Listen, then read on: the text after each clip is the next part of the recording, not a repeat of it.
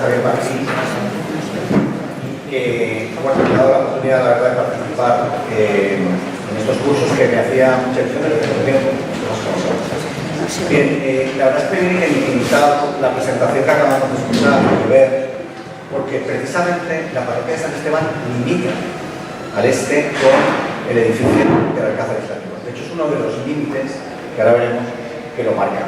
Y además me sirve también para continuar una cosa que efectivamente Albert Rivera expondrá, que vosotros habéis expuesto, que es cómo el poder se concentra en una zona, pero a partir de la época cristiana se descentraliza parcialmente, precisamente, en una nueva forma de organizar la ciudad, que es a través de las parroquias. En este caso, vamos a hablar de la parroquia de San Esteban, que tiene voy a deciros un dato curioso o difícil de interpretar, es que prácticamente no hay excavaciones arqueológicas en esta zona. Por tanto, vamos a tener que ir y trabajar mucho. Es que mi padre me dice que me acerque del medio. Vamos a tener que acudir precisamente a la documentación medieval. Documentación bien difícil de trabajar y de estudiar porque bueno, no escribían como nosotros, no solamente la forma, sino y especialmente los puntos de referencia. No sé exactamente cómo está este. Nada, este. Bien, la parroquia de San Esteban, casi todos los valencianos la conocemos, además es donde se suele bautizar para evitar los accidentes del tráfico o morir en accidente. Bien, fijaos que está aquí, lo hemos dicho, la ciudad histórica, Ciudad Bella, queda situada en el más bien al este. Y cuando Jaime I llega a la ciudad, divide en un primer momento todo el espacio en 10 parroquias, utilizando antiguas mezquitas que convierten en iglesias. Lo curioso es que esta cesión es una cesión gratuita que hace Jaime I, porque en realidad él había acordado, sus antepasados habían acordado con el Papa, que todos aquellos espacios religiosos que se conquistasen serían propiedad personal del rey. De forma tal que cuando hace la conquista y utiliza una argucia muy interesante, que es entender que esto en realidad es una cruzada, lo que hace es que promete al arzobispo de Tarragona que le cederá a la Iglesia todas aquellas propiedades que correspondieran a las antiguas mezquitas. Y esto ocurre así, es decir, la parroquia de San Esteban está aquí, o la iglesia de San Esteban, está levantada sobre una mezquita que podríamos denominar de barrio. Se ha dicho muy bien que los espacios musulmanes están claramente señalados por tres grandes espacios. Dos de ellos los más importantes, tres en realidad. Uno es por un lado la mezquita principal, la mezquita de viernes, donde se celebra la más importante de los actos semanales de los musulmanes. Por otro lado el Alcázar, efectivamente, y el Zócalo. Bien, nosotros estamos en una zona algo periférica, pero muy cercana a lo que sería el centro del barrio. Lo curioso es por qué se divide así el espacio, es decir, ¿por qué 10 mezquitas? Bueno, 10 mezquitas es evidente, pero sobre todo, ¿qué guía al arzobispo de Tarragona o qué puntos o qué espacios son los que elige para dividir que podían ser cualquier otro? Si añadimos ahora la muralla islámica dentro del espacio de la parroquia, nos damos cuenta primero que la parroquia de San Esteban es una parroquia extramuros prácticamente. Es decir, solamente hay un pequeño espacio que está dentro de la parroquia. De hecho, solamente se queda dentro de la ciudad islámica, la parroquia, solamente aquellas calles más cercanas, vemos aquí está la parroquia, aquellas calles que permiten salir por la puerta de la salida y por lo que luego será esta torre, la torre de Leufar, que es la famosa torre del templo. Todo el espacio queda dentro, pero nada más, absolutamente nada más. Y por fuera, nosotros, aunque la parroquia de San Esteban es una parroquia inmensa, incluye también el plano del Real, incluye el plano de la parroquia del Remedio, que es donde luego existirá el convento del Remedio. En este caso, lo cierro prácticamente aquí, en la plaza de la... se me ha ido el santo al cielo.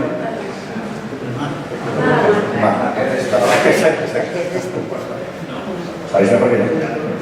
Efectivamente, la Puerta de la Mar, lo cerramos aquí a la historia. Si buscamos los límites, ¿Por qué se para aquí? Porque precisamente está el Alcázar. Justo el muro del Alcázar, pensad que aquí está este punto de aquí, es el Almudí. ¿Lo veis ahí? Ese es uno de los límites. Automáticamente se va hacia la primera de las puertas, que ya existía, pasaría, y la zona norte de la parroquia está establecida, fijaos, la manera más rápida de llegar a la puerta sería por aquí, y tiene que ver con la donación que se hace al templo. A los hermanos templarios se les promete un espacio importante en la ciudad, que además se les dona una de las grandes torres, la Torre de Alumfar, que además es una puerta, y se les dona en realidad por un doble interés. Primero porque se lo había prometido y tenía que pagarles, y segundo, y más importante, porque dominan una de las torres principales, que es una de las entradas a la ciudad. Por eso lo que hace el rey es despreocuparse de una parte de la defensa de la ciudad. Sabemos que está bien definido esta zona, se les dona terrenos dentro y fuera de la ciudad, aquí lo tienen, ¿no? Con esta puerta. Serían todos los límites interiores. El siguiente límite sería directamente por la calle de Trinquete de Caballeros hasta la plaza de San Vicente, saliendo por esa puerta, y ya no se les dona ninguna zona más, para que tengan un poco de referencia. ¿Cuál es el límite fuera? Evidentemente el río. Aquí vemos el río Turia, y por la parte digamos del sur de la propia parroquia, un antiguo paleocanal que, aunque en este momento no sabemos si está o no en funcionamiento, sí que era el canal de desagüe del Valbel. Sabemos que el Valbel era un antiguo, podríamos denominarlo canal que sirve de foso, en realidad es un foso inundado o inundable al menos, que tiene una salida. Cuando llega a la plaza del Tosal, la acequia Robella se divide en dos. Esto lo sabe muy bien Javier Martí, que ha escrito un magnífico artículo sobre el tema. Se divide en dos y por tanto el agua va por el norte y por el sur, por toda, rodeando la muralla, y se encuentra exactamente en la calle Salva. Y aquí es donde hay un canal de salida, el que yo veo un poco más cercano. Este sería el límite sur de la parroquia. Es decir, no se hace a voleo, sino que se hace buscando elementos, algunos de ellos históricos, algunos de ellos geográficos, etcétera, para que tenga una lógica cada uno de los espacios. Bien, ¿qué nos encontramos? Lo que se encuentra Jaime I cuando llega a la ciudad.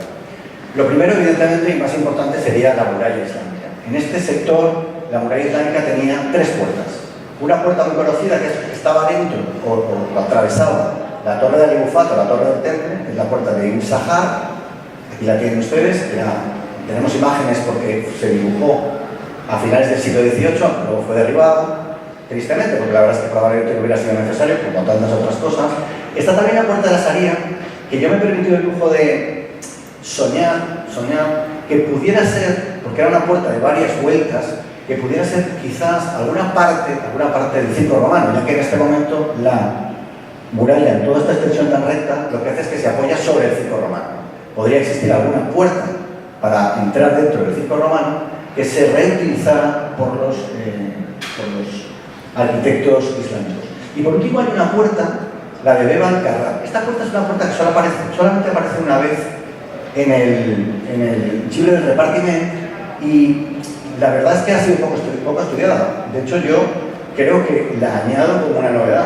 Lo más interesante para mi gusto de esto es que se llama Beb al-Karrar, y al-Karrar es zapatero.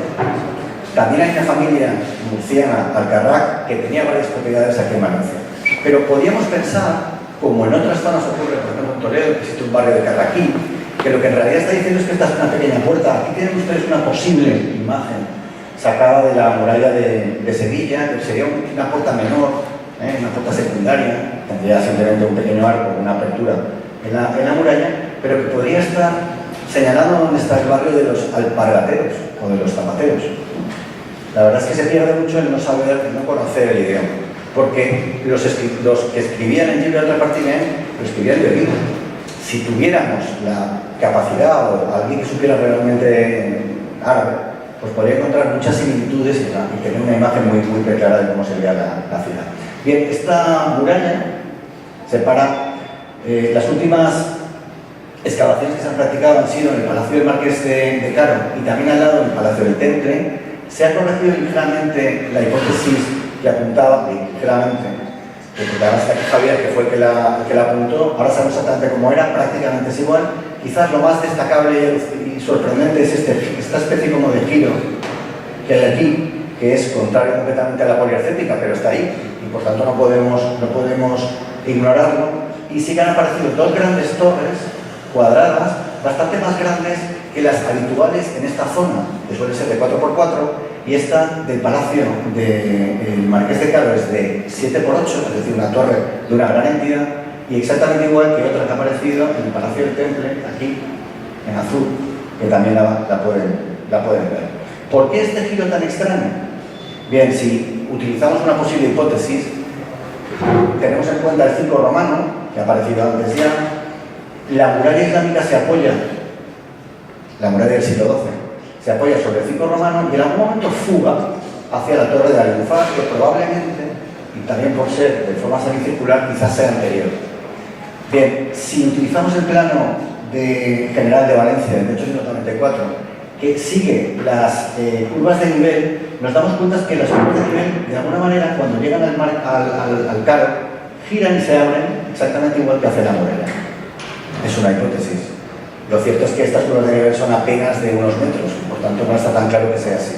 Pero no deja de ser interesante y se apunta como una posible hipótesis para explicar esta especie de giro extraño que no suele ser habitual. Imagen de cómo podía haber sido la muralla, esta es la muralla de Sevilla, quizás una de las cosas más... Son muy parecidas, también son de la misma época. Son murallas hechas de tapia, con torres cuadradas y tienen un antemuro sobre el cual luego estaría descansando el foso. Para entrar en estas torres se entraría por un adarve, paso de ronda de alguna manera, y se entraría por puertas de este tipo, también están aquí en la muralla, en la de Sevilla. La torre que apareció en el Marqués de Caro es también una torre de gran entidad, que está colmatada hasta prácticamente el piso casi superior, sobre el cual descansaría una pequeña sala, podríamos decir, para resguardecerse los soldados. Y tienen estos tres arcos de entrada que todavía se conservan, lo cual es sorprendente porque apenas hay arcos de esta época islámicos, para entrar precisamente dentro de esa habitación. Paso de adarve, dentro de la torre se pasaría por dentro. Esta es una imagen de una de las torres, aunque esta es una torre albarrana separada de la muralla, pero sería parecida en tamaño. Fíjense ustedes el tamaño que tendría, sería francamente considerable. Es decir, si estamos hablando de una torre de una gran entidad, esta es la imagen antes de hacerse la reforma del Palacio del Caro, para que la vean. Estos son los arcos a los que yo me refería, los grandes, no el interior porque este interior ya es cristiano. Este otro tipo de material, tal y como tenía la publicación, son algunas imágenes. Esto sería el paso de ronda. Incluso podríamos apuntar a que existe un paseo interior junto a la muralla, porque no necesariamente las murallas están pegadas a los edificios, sino que lo lógico sería una separación, una pequeña separación, una calle de apenas 3 metros, 2-3 metros, que serviría para que en caso de asedio pudieran ir las tropas fácilmente a defenderse. Si hubiera casas por medio, sería francamente difícil. Eso es algo que cuando llegan los cristianos desaparece completamente porque ya empiezan a apoyarse todos en las murallas. Bueno, y esto es una imagen de una sección del palacio, del actual palacio, donde está la torre, ¿no?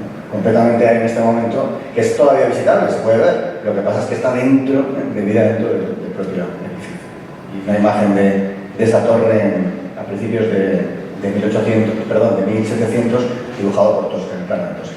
Bien, ¿qué se encontraría dentro cuando entró Jaime I por la puerta precisamente de Algufar?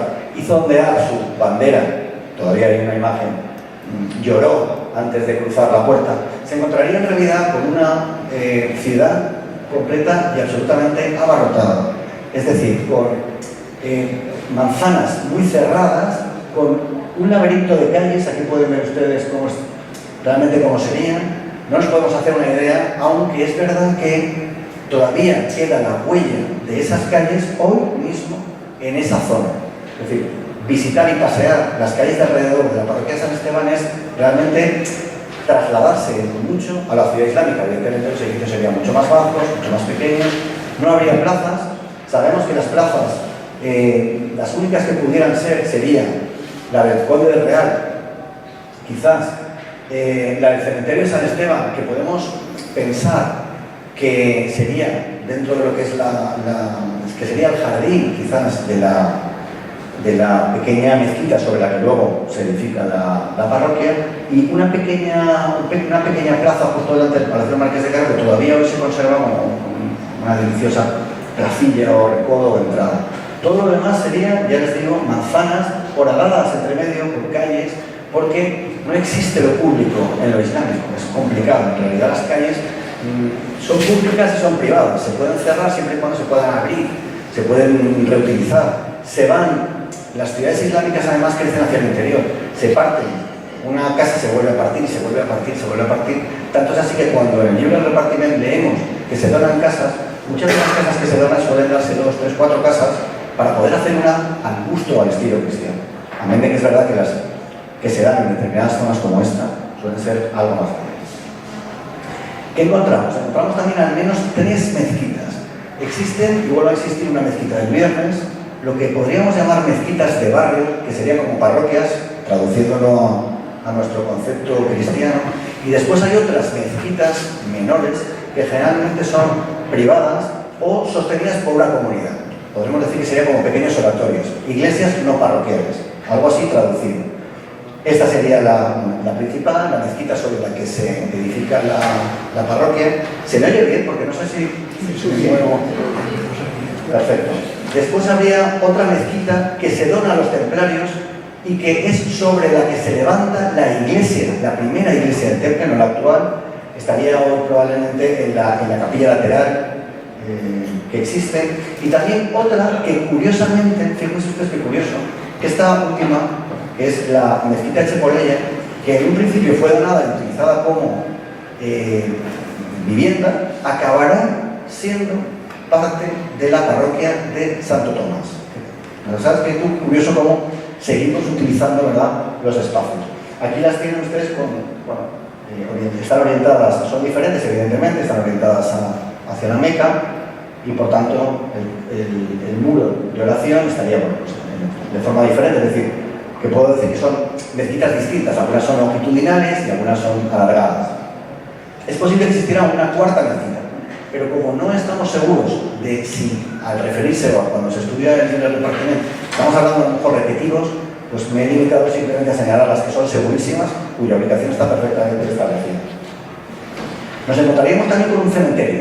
Este cementerio es el que se utilizará como cementerio cristiano. Hay una gran discusión sobre si existen o no cementerios islámicos dentro de la ciudad. La verdad es que los últimos estudios dicen que han existido no solamente raudas dentro de los palacios, sino que también en las mezquitas se practicaban muchas veces enterramientos. De hecho, cuando Jaime I dona la iglesia, les dona las iglesias y aquellos cementerios de al menos de más de 12 sepulturas, que es probable que los cristianos utilizaran sin mayores problemas. De hecho, este cementerio, que desaparecerá cuando a finales del siglo XVIII se prohíbe enterrar dentro de la ciudad y entonces nacen los cementerios municipales, curiosamente, y otro día estábamos comentando, acabará siendo parte de la parroquia edificará una iglesia y ahí está hoy el despacho parroquial del párroco de San Esteban. Pero también encontramos algunas zonas que podríamos ubicar en la calle Trinitarios un posible zoco secundaria, porque cuando se dona al temple, se les dona una zona de la ciudad, se les dona una calle que se llama Suaica. Suaica es zoco. Y es muy probable que sean zocos secundarios que se colocaban y se levantaban todos los días, o que se abrían, las casas que daban a esa zona se abrían y formaban parte del zoco, y suelen estar siempre cercanos a la entrada de la ciudad, en este caso esta puerta, la puerta del templo. Y también encontramos, ha dicho Federico, que había otras alótigas. Efectivamente, la alótiga de los tejedores se les dona al temple. Es decir, que probablemente el primer edificio donde los hermanos templarios durmieron fue precisamente una alótiga, que no es solamente un espacio de almacén, sino que también sirve espacio de dormir, es algo así como una posada, generalmente para los miembros del gremio. Y además también se les dona al temple un horno. Y generalmente los hornos solían estar unidos, al menos eso es lo que parece que los estudiosos están diciendo, a un baño. No aparece que baños en esta zona no aparece, lo cual no quiere decir que no estén, pero no aparecen baños, pero podemos presumir que quizás junto al horno de los templarios existiera un baño, pero que no era necesario o interesante para ellos mantener. Evidentemente los hermanos templarios no iban a utilizar un baño, lo podían utilizar ellos, pero no como baño público. Y esto de alguna manera lo encontraríamos en el espacio interior. ¿Qué encontramos en el espacio exterior? El espacio exterior es completamente diferente. Una muralla, nosotros no nos damos cuenta porque no lo hemos vivido, pero una muralla es, bueno, una muralla. Es decir, lo que hay entre fuera no tiene nada que ver. Fuera, lo que vamos a encontrar es un espacio completamente diferente. Un espacio abierto, lleno de huertos, lleno de almuñas, lleno de reales. Ahora hablaremos un momento de qué significa eso. Por de pronto, lo primero que aparece es la salía, lo que da nombre a la serea. Y la serea no es sino un oratorio al aire libre. Ese oratorio podía o no estar cerrado. No nos consta que estuviera cerrado, pero sí que sabemos que desde el principio del asedio de Jaime I lo conquistaron. Es decir, es una parte que ya forma parte, podemos decir, de si Jaime I estaba al otro lado del río, donde había establecido sus huestes, en varias de las entradas, una de las veces, se apoderan de la salida. Y probablemente, si se apoderan de esto, porque estuviera rodeada de los muros, si no, difícilmente luego lo iban a poder mantener. Bien, se habla mucho de la salida, lo más importante es que la salida es eso, es decir, un pequeño oratorio al aire. Encontramos además un cementerio, es el cementerio de la Salea, que suele ser también habitual. En estos oratorios también hay un cementerio. Este cementerio se utilizará por los cristianos. Por eso digo que no es extraño ni raro que los cristianos, aunque les repugnaba el mezclarse con lo islámico, lo cierto es que ellos consideraban, y es una gran ventaja de la religión cristiana, que es suficiente con hacer una limpieza. De hecho, las iglesias se limpiaban y automáticamente ya se dio misa. El mismo día 9 de octubre, cuando entra Jaime I, si fue 8 o 9, es una discusión ahora intrascendente, ya se dio misa en la catedral y en todas las otras mezquitas, simplemente con limpiarlo, ¿no? Bueno, pues se utilizó, además se ha utilizado hasta hace relativamente poco tiempo. Nos encontraríamos también con la musara, no confundir con la musalla. La musara es un espacio extramuros muy grande, donde lo que se hace son las grandes paradas militares, donde se reúne a la población muchas veces para hacer arengas. Esto podría estar en la zona, yo no sé si estoy identificándolo bien, pero para esa idea esto sería, la calle Navarro Reverter, aquí estaría la verdad es que no sé exactamente cómo decirlo, donde se edificó el convento de la... la verdad es que se me va, perdón. Salía Capitanía, esa zona. Aquí una mujer que me apunta, podía venir. Bueno, donde salía el convento del Remedio, ha desaparecido directamente. Por otro lado tenemos lo que sería una almunia. Esta almunia además se le dona a Bucei. Una almunia es una casa de recreo. Para que nos entendamos, sería algo así como un gran jardín, que probablemente tuviera también huertos, y un edificio singular. Eso sería una almunia. Se le dona a Bucei porque a Bucei, como se ha comentado antes, era el aspirante de alguna manera, que había sido, que podía acabar siendo otra vez el rey de Valencia. Pero claro, una vez se alía con Jaime I, eso era una pretensión vana. Y como quiera que el rey se reserva para sí el real, el llamado real, de forma noble, le cede una almunia justo en la entrada de la ciudad, lo cual era una gran posesión, una posesión interesante. Y luego muchas otras propiedades dentro de la ciudad.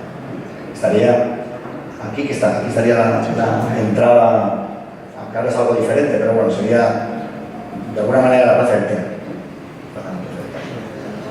Encontramos también huertos, un montón de huertos, que además podemos más o menos identificar, no solamente dónde estarían, sino incluso su propio tamaño. Son de tamaño considerable, porque el libre de repartimento, aunque hay que leerlo con mucho cuidado, establece llevadas, establece una serie de medidas que, aunque luego habría que ponerlas en tela de juicio, lo cierto es que nos sirve por lo menos al establecer los límites para ver, ¿no? Aquí hay, en toda la zona de fuera, para que nos hagamos una idea, esto sería Gobernador Viejo, la calle del Mar estaría aquí, se sitúa más o menos. Bien, se donan un montón de huertos, aquí hay varios de ellos, todos los huertos que se donan son a grandes personalidades, el espacio en la ciudad estaba completamente colapsado y tener fuera el huerto para poderlo ceder en su momento, que es lo que se hizo para poder construir, pero también en alguna manera el poder tener un espacio fuera que sirviera para plantar, para hacerlo muy cerca y poder negociar. Tenemos estas donaciones, hay otras donaciones a Pellegrí de Bolás, al maestre Guido, que era el médico del rey, e incluso a los dominicos, que se les dona un espacio enorme. Los dominicos se les cede todo este espacio, ahora lo veremos, una parte de ellos será jardín, el huerto. Bueno, a los hospitalarios San Juan, al Tranquetero, es decir, a una serie de personalidades. Además también encontramos 3 molinos al menos, importantísimos, uno de ellos, que es el molino de Bertrán de Terol, porque ese molino, que es el molino de las 5 muelas, es una referencia histórica y sobre todo urbanística, a partir de la cual podemos tomar como referencia calles, otros edificios, en fin, es un hito, podemos decir que es un verdadero hito. Luego por otro está el de Najaquesa, ojo, estamos identificándolos de forma aproximada, evidentemente nos sirve porque tenemos por aquí una acequia, esa acequia irrigaba parte de la ciudad, cogía agua directamente desde un azud del río, entraba y podía dar servicio a estos molinos, porque son molinos que en principio son de agua. También nos encontramos con una noria, evidentemente estamos hablando de una noria movida por agua, una de sangre, de gran tamaño, porque sirve como referencia también de una donación importante. Es decir, si hubiera sido una pequeña noria, toda la ciudad estaba llena de norias, sobre todo de norias utilizadas de sangre que se llaman, utilizadas por animales. Esta sería irrigada por agua.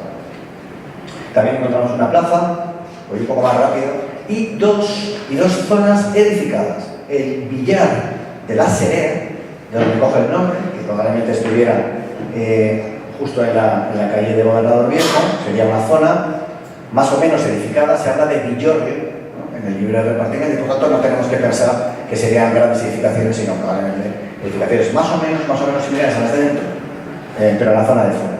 Y también el barrio de Pescadores, que este es el inicio del barrio de Pescadores. Para que entendamos exactamente dónde es, sería en la calle de la Nave, y esta zona sería en la calle Bonaire. De alguna manera, lo que hace es que establece como un nexo, fíjense aquí, esta calle como sigue aquí totalmente recta, la vemos pasar, sería de alguna manera el eje vertebrador de toda la posterior urbanización del barrio de la Serie, que todavía se puede ver. Y además es que merece la pena, porque es delicioso andar por esas calles, porque no son calles rectilíneas en absoluto, son calles que van girando, que probablemente estaban dividiendo los huertos, paseando, ¿no? Hoy está completamente edificado, pero sin embargo se ha mantenido de alguna manera ese viejo caminar. Además aparece una torre. Esta torre se discute mucho si eso no es cristiana. Vamos, yo lo tengo clarísimo, esta torre, pero todas las imágenes son evidentísimas, que estamos hablando de una torre edificada en tapial, que además sirve de punto de referencia a los... Yo me he saltado una cosa que, si me disculpan, en realidad me he saltado una cosa que son los reales. No puedo pasar, pero tampoco tiene importancia. Esta torre, además, sirve, es una torre que seguirá y no se derruirá hasta que se derruye toda la muralla cristiana, muchos años después. Y por tanto, bueno, sí forma parte de la ciudad. Por lo tanto, vemos que hay una zona exterior donde prácticamente solo está edificado esta zona de aquí, que sería la Serea, el billar de la Serea, y esta zona de aquí, que sería el barrio de los Pescadores. Todo lo demás, imagínenselo como huertos abiertos y zonas reales, lo que se denomina reales, que en realidad no es más que una almunia, pero con una torre fuerte. Al menos eso es lo que dicen los estudiosos. Fíjense que hay murallas, ¿cómo se llama esto? Manzanas que se han quedado completamente fosilizadas. No tienen ningún sentido si no es porque la muralla está, de alguna manera, cruzándolas. A un lado y a otro no hay caminos que las dividan, y como se han utilizado y reutilizado, y sobre todo porque los huertos, fíjense que todavía en el siglo XVIII era posible ver los huertos que se habían quedado fosilizados, sería la zona del Val, pues hacen estos extraños que no tienen referencia, ni tienen entidad, o sea, que no se pueden entender si no conocemos exactamente qué es lo que ocurrió por un tiempo anterior, ¿no?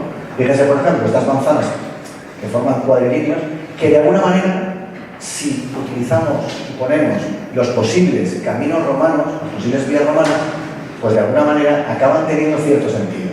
Por un lado estaría lo que sería el decúmanus, que con el alcázar queda cortado completamente, porque de alguna manera lo bloquea el alcázar, pero que siguen todavía manteniendo algunas de estas calles. Fíjense que pasa por delante de la parroquia de San Esteban, que antes había sido mezquita y que probablemente antes sería un edificio con cierta entidad e incluso quizás religioso romano. Es estas formas, ¿no?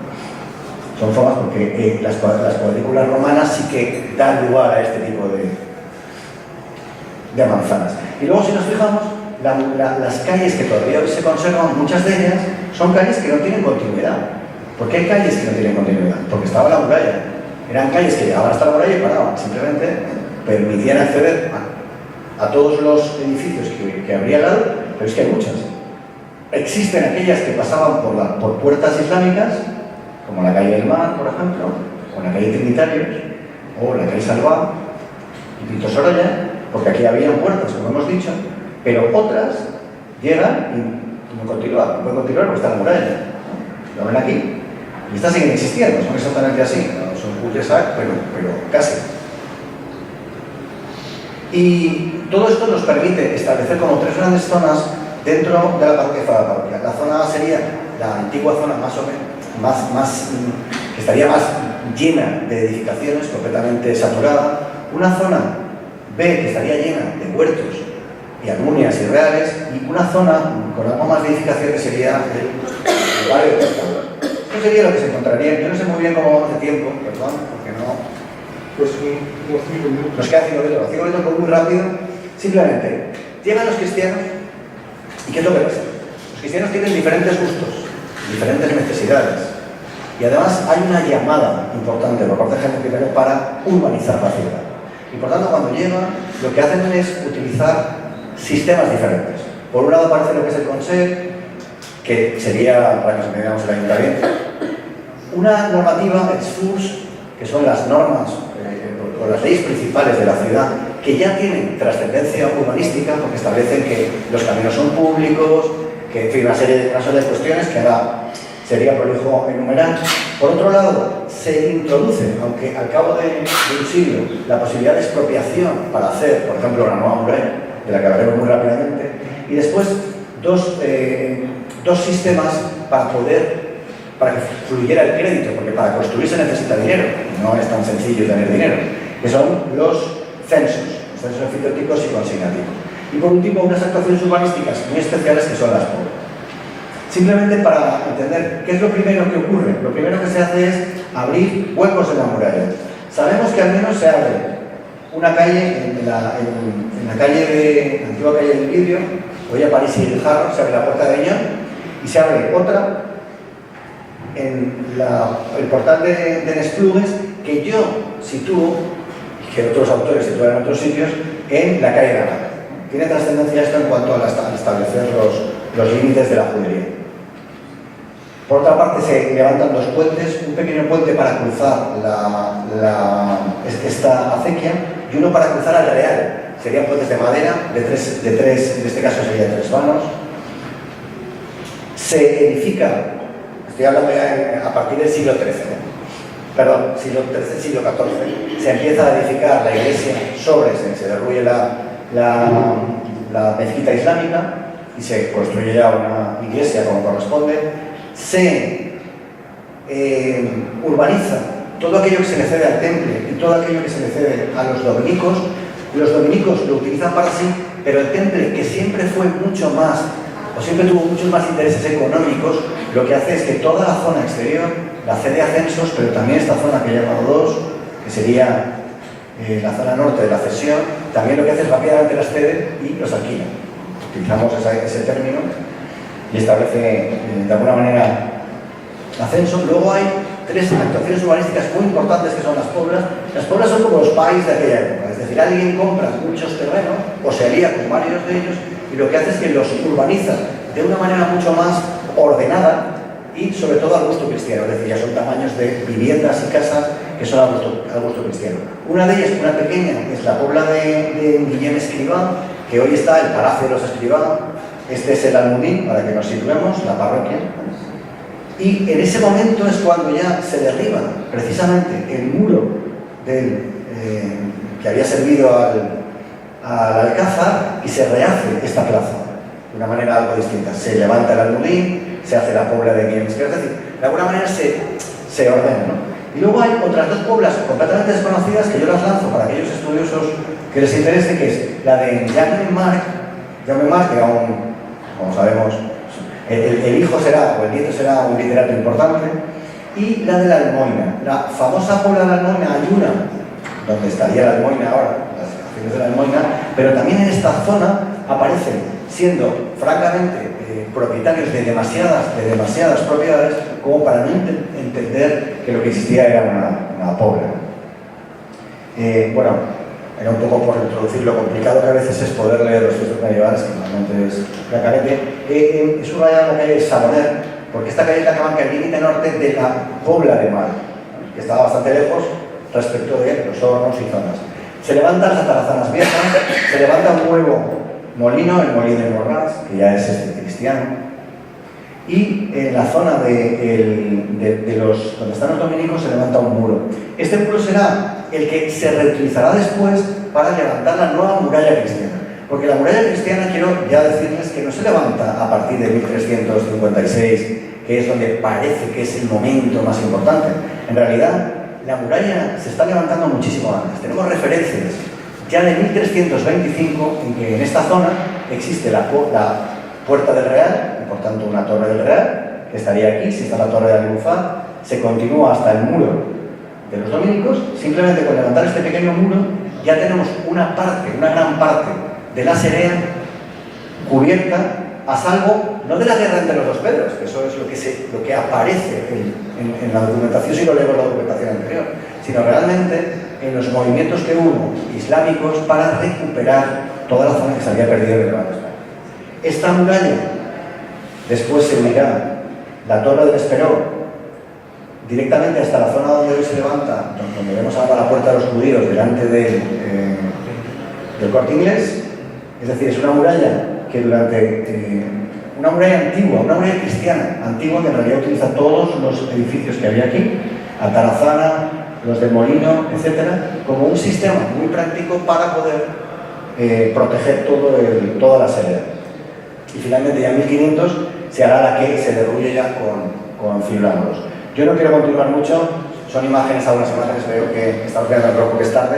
Espero haberles dado una imagen más o menos del espacio de la parroquia, y muchas gracias por su paciencia, que yo sé que, claro, el que está aquí pues está feliz con su tema y tal, pero el que está de abajo, voy a empezar, ¿no? Muchas gracias, mi amor.